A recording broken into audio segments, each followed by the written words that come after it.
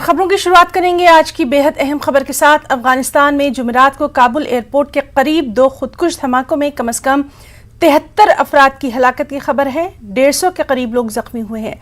महलुकीन में अमरीकी फौज के 13 जवान भी शामिल हैं। ये खुदकुश धमाके हुजूम के बीच जाकर किए गए।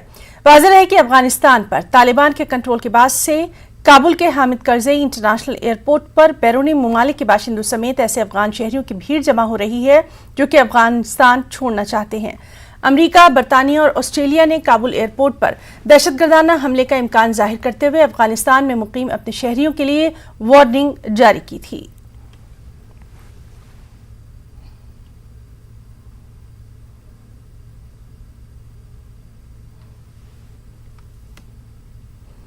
वहीं दूसरी जानिब तालिबान के तर्जुमान ज़बीउल्लाह मुजाहिद ने ट्वीट करते हुए लिखा कि इमारत इस्लामिया काबुल एयरपोर्ट पर शहरियों को निशाना बनाने की शदीद मजम्मत करती है। धमाके एक ऐसे इलाके में हुए जहां सिक्योरिटी अमरीकी अफवाज के हाथ में है। उन्होंने कहा कि इमारत इस्लामिया अपने लोगों को तहफ़्फ़ुज़ फराहम करने पर भरपूर तवज्जो दे रही है और शरपसंद हलकों को सख्ती से रोका जाएगा।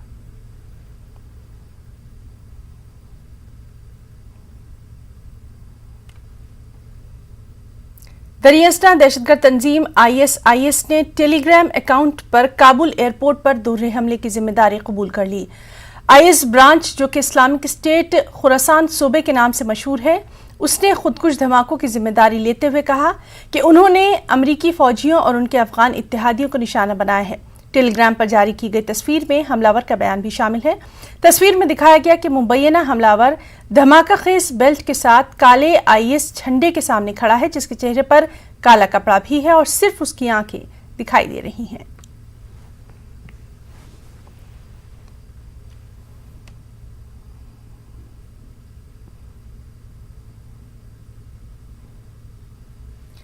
दिफाई और खारजी उमूर के माहिर कमर आगा के मुताबिक काबुल एयरपोर्ट पर दहशतगर्दाना हमला एक बड़ी साजिश का हिस्सा है। कमर आगा के मुताबिक जो काम तालिबान खुद नहीं कर सकता वो ISIS से करवाता है।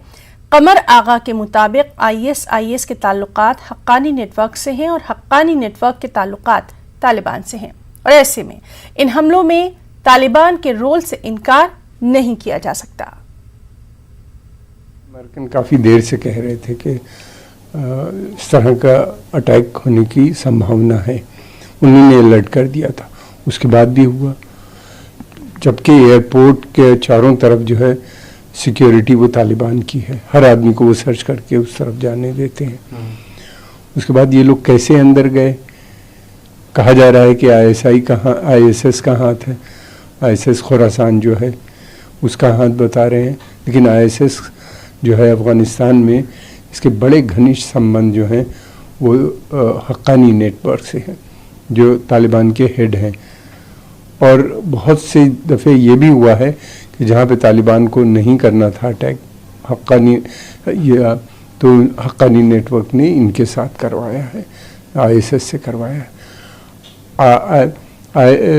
ISIS खुरासान जो है वहाँ पे अफ़गानिस्तान में उसका जो हेड है वो पहले हक्कानी नेटवर्क में था, वहीं से है। ज़्यादातर लड़के जो हैं ISIS में अफ़गानिस्तान में जो हैं वो पहले तालिबान में थे। तो ये सब मिले जुले हैं। जो काम तालिबान अपने नाम से नहीं करता वो हक्कानी नेटवर्क करता है। इसके पीछे ISI ने इस तरह से बनाया है। वहाँ पे जो ISIS का भी जो ग्रुप है, किसने किया क्या किया ISIS पे डाल दिया जाता है बहुत सी बातें। ISIS भी मौजूद है, मैं नहीं कह रहा हूँ कि ISIS नहीं है, और ISIS की भी लड़ाई है इनसे। तो ये सारे ऑपरेशन जो हैं वो सीक्रेट हैं, किसने किए क्या किए। देखिए 2 चीज़ें होंगी, इसका रिज़ल्ट ये होगा, जो भागने की कोशिश कर रहे थे हज़ारों अफ़गान जिनको तालिबान रोकने की कोशिश कर रहे थे, अब उनके लिए मुश्किल हो गई।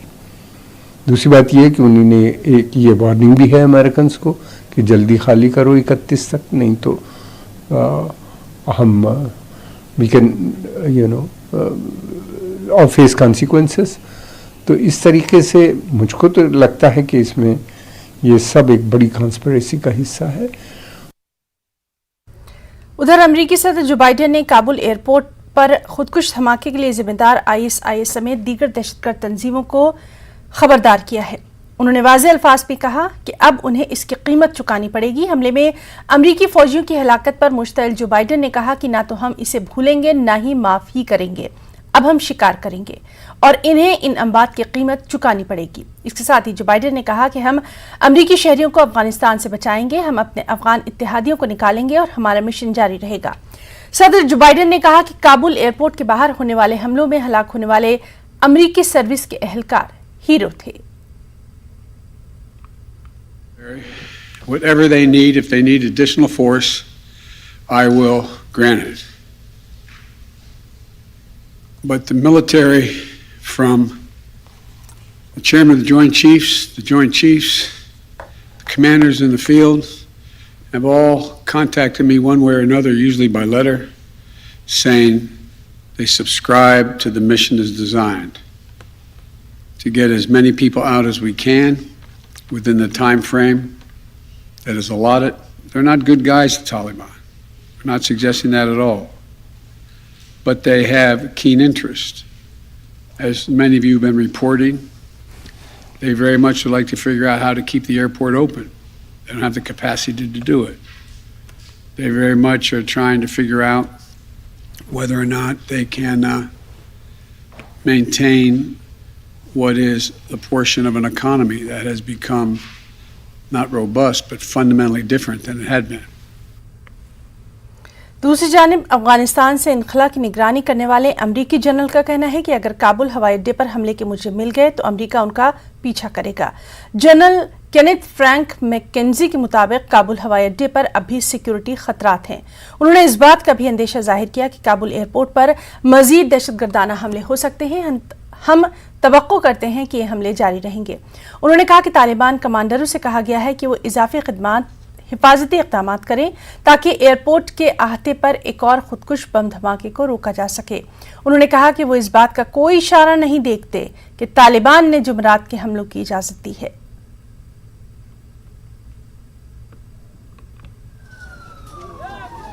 The threat from ISIS is extremely real. We've been talking about this for several days. We saw it actually manifest itself here in the last few hours with an actual attack. We believe it is their desire to continue those attacks, and we expect those attacks to continue.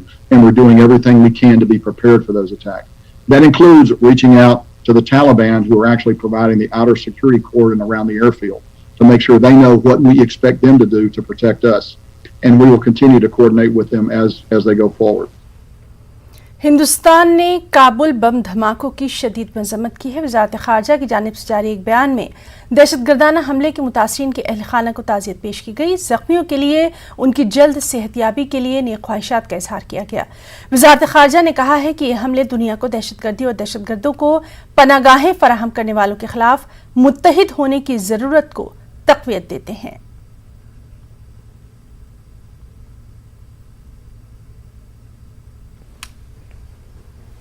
Indian union Muslim league के leader MK. Munir को जान से मारने की धमकी दी गई है। MK. Munir को तालिबान मुखालिफ फेसबुक पोस्ट करने पर धमकी भरा खत मौसूल हुआ है। खत में एम.के. मुनीर से 24 घंटे के अंदर फेसबुक पोस्ट हटाने को कहा गया है।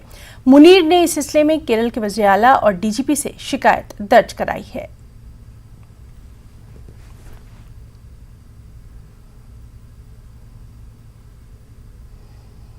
अफगानिस्तान का एक खानदान इन दिनों मुंबई में फंस गया है।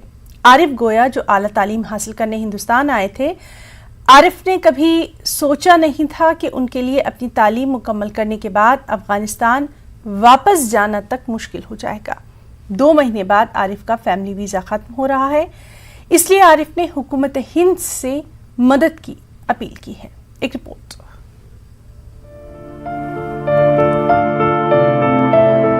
ये अफगानिस्तान के रहने वाले आरिफ गोया का खानदान है, जिसमें एक बीवी और एक मासूम बच्चा भी है। दरअसल आरिफ अपनी बिजनेस एडमिनिस्ट्रेशन की पढ़ाई के लिए गोवा आए थे और अब आरिफ की पढ़ाई भी मुकम्मल हो गई है।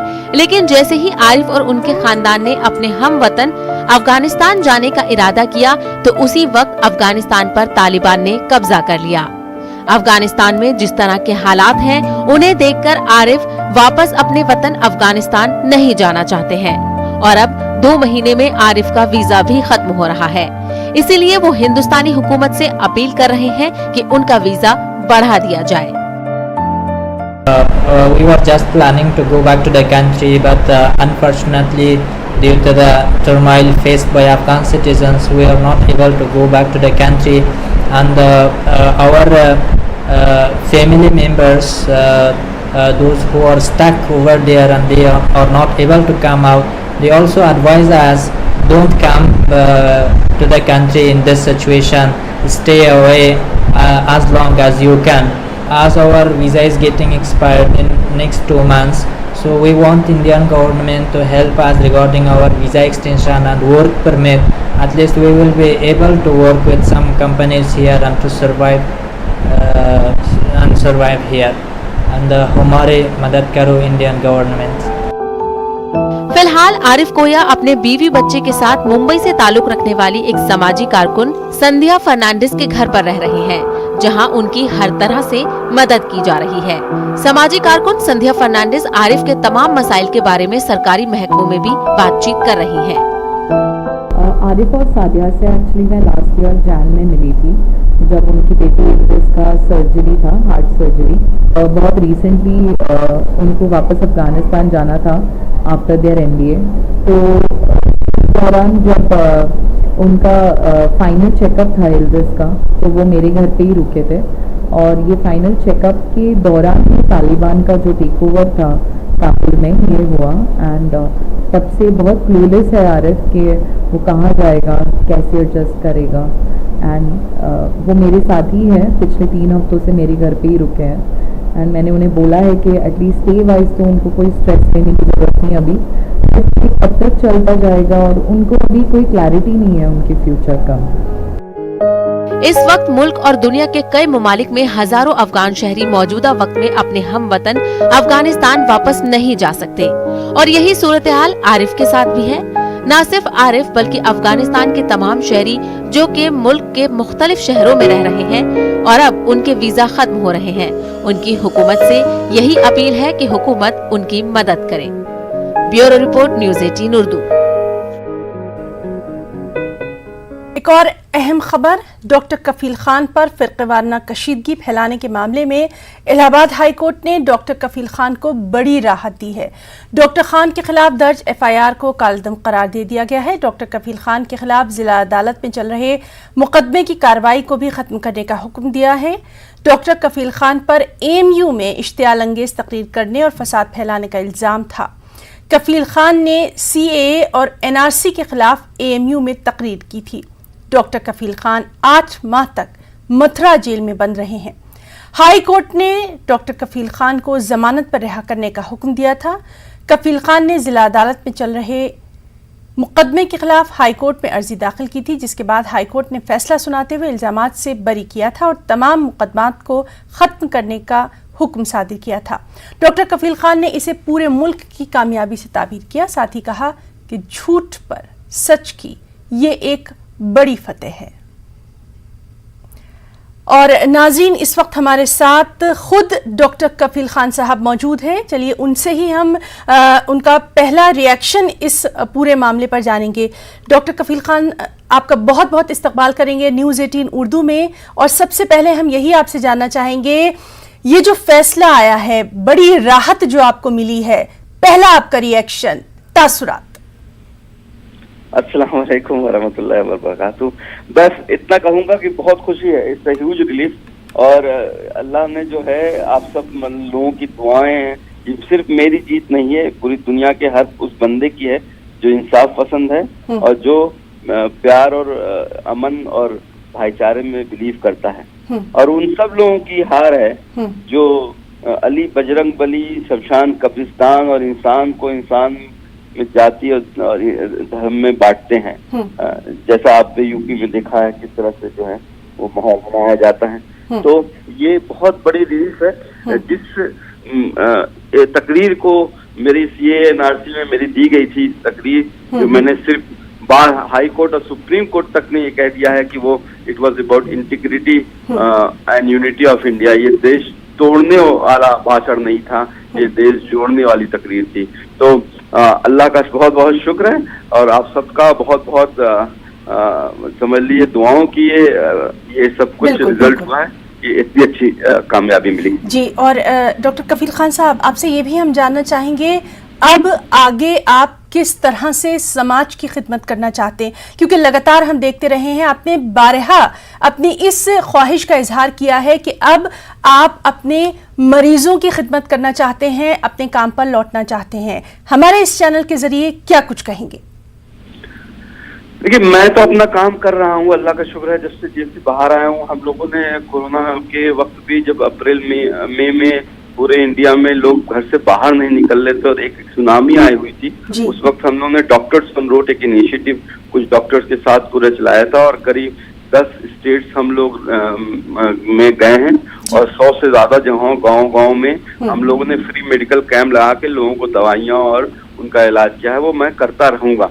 हालांकि उत्तर प्रदेश सरकार मेरा सस्पेंशन जो है मेरा अभी तक नहीं रिवोक किया है और अभी भी मैं सस्पेंडेड हूँ, तो मैं अभी मेरी नौकरी बहाल नहीं हुई है, तो मैं आईसीयू में तो काम नहीं कर सकता, लेकिन मेडिकल काउंसिल ऑफ इंडिया ने मेरे ऊपर कोई रिस्ट्रिक्शन नहीं लगाई हुई है। तो मैं जो मेरा काम है डॉक्टरी का वो मैं इंशाल्लाह करता रहूंगा, लोगों के लिए जो भी मैं कर सकता हूँ। और डॉक्टर्स ऑन रोड के इनिशिएटिव से हम ये प्रोग्राम चलाते रहेंगे जी। और अगर आप सही पूछिए कि मेरी दिली तमन्ना क्या है, तो जो हम राइट टू हेल्थ, मैंने हैदराबाद में ही इस प्रोजेक्ट को लॉन्च किया था जनवरी 2029 में और आज 2 साल हो गए हैं। मैंने हेल्थ मिनिस्टर को भी दिया था, 13 चीफ मिनिस्टर्स को भी दे चुका हूँ। अब कोशिश यही है कि मेरी एक ड्रीम ये है कि एक राइट टू हेल्थ केयर, यानी कि जो हेल्थ का जो है मौलिक अधिकार एक लॉ बनाया जाए, ताकि किसी भी गरीब को उसकी जाति और किसी रिलीजन के ना भेदभाव के उसके घर के पास अच्छी से अच्छी health facility free of cost मिल सके।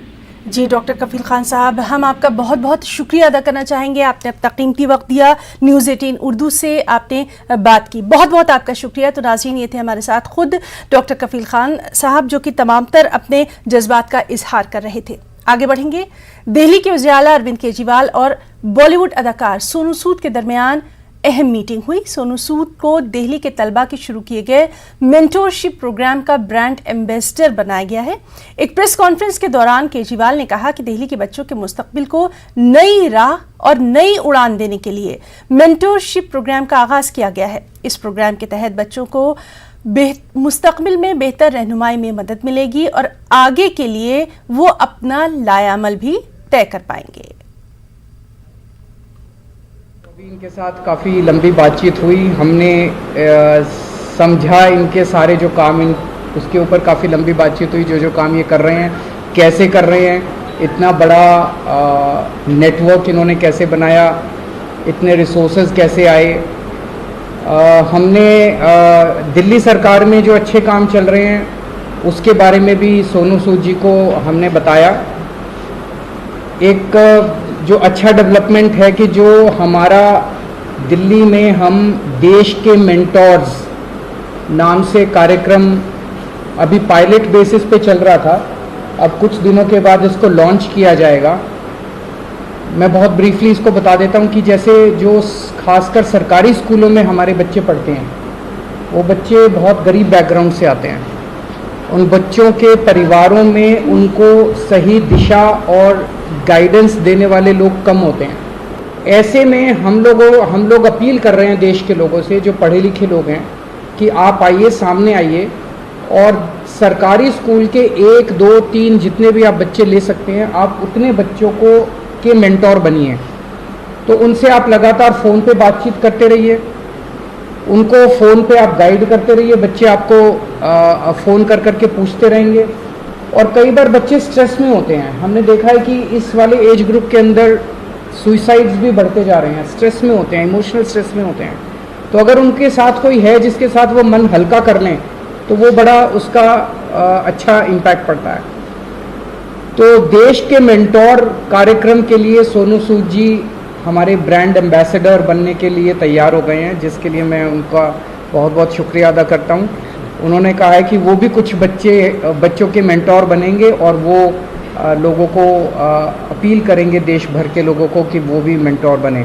मुझे लगता है कि ये जो प्लेटफॉर्म है, देश के मेंटोर्स का, ये वो प्लेटफॉर्म है जहां पर कोई भी इंसान, चाहे वो अभी भी जिंदगी के वो पड़ाव चढ़ रहा है, अपने आप को बनाने की कोशिश कर रहा है, वो एक बच्चे का, 2 बच्चों का, 10 बच्चों का मेंटोर बन सकता है, उसे बता सकता है कि आप लाइफ में क्या करें, क्या ना करें। मनीष सर अभी मुझसे शेयर कर रहे थे, जो मैं बहुत अच्छे ढंग से रिलेट कर पा रहा था कि हमें पता नहीं चलता कि हम किससे पूछें। मैं खुद एक इंजीनियर हूं। जब 11-12 था तो उस समय 2 ही प्रोफेशन होते थे, या तो डॉक्टर बन जाओ या इंजीनियर बन जाओ, तो इंजीनियरिंग करने चले गए हम लोग।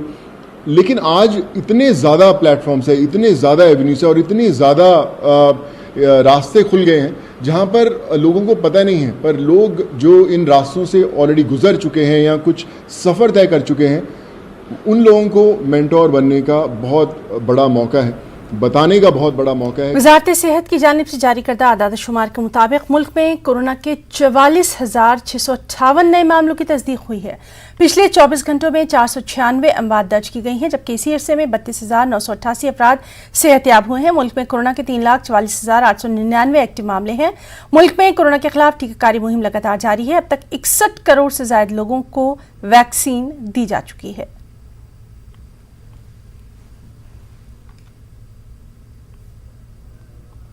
कोरोना वबा के दौरान बाहमी इमदाद और इन्हिसार का जज्बा मुस्तहकम हुआ है। मुल्क इस वबा से मुत्तहिद होकर मुकाबला कर रहा है। टीकाकारी के ऐलान के बाद हम बेहतर ताउन करें, जिससे हम कोरोना को मात देने की जानिब कदम बढ़ा सकें। नेटवर्क 18 इस मुहिम में हर कदम पर आपके साथ रहेगा। जब तक सभी महफूज नहीं, तब तक कोई महफूज नहीं होगा। इसी सोच की बुनियाद पर हमारी मुहिम संजीवनी का मकसद ये यकीनी बनाना है कि वैक्सीन पाना सभी हिंदुस्तानियों का हक है।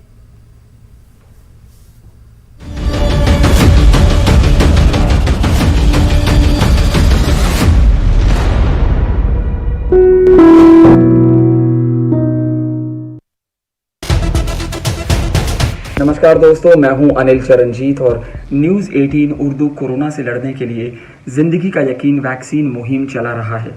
आइए हम सब मिलकर इस मुहिम का हिस्सा बने, वैक्सीन लगाएं और कोरोना को हराएं, क्योंकि ज़िंदगी का यकीन वैक्सीन है।